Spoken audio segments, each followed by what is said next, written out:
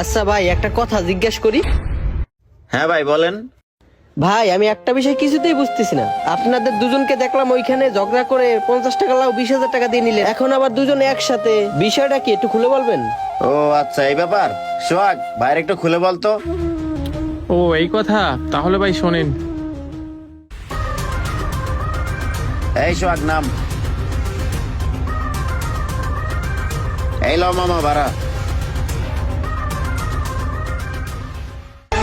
কি বললেন ডাক্তার সাহেব? আমার মার চিকিৎসার জন্য 10,000 টাকা লাগবে? ডাক্তার সাহেব, যেভাবেই হোক আপনি আমার মায়ের চিকিৎসার ব্যবস্থা করেন।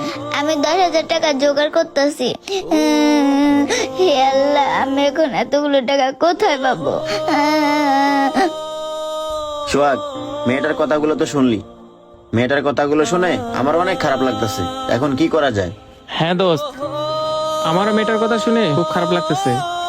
আমাদের মেয়েটাকে সাহায্য করা উচিত, কিন্তু কিভাবে করব? হ্যাঁ, কিভাবে সাহায্য করা যায়, আইডিয়া শোন।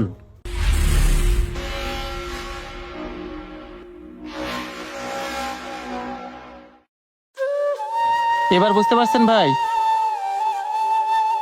হ্যাঁ ভাই, বুঝতে